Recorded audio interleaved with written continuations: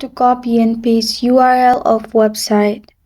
Hi everyone, it's Sophia to assist you today. Without any delay, let's jump right in. First, open Chrome or any browser where you want to copy. Simply open the browser and in search bar of your website, you will find this kind of screen. Simply select all and press on Ctrl+C, which will copy the link.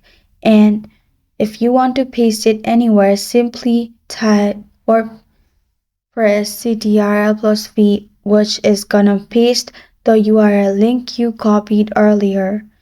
And in this way you can copy and paste. And this is how to copy and paste URL of website.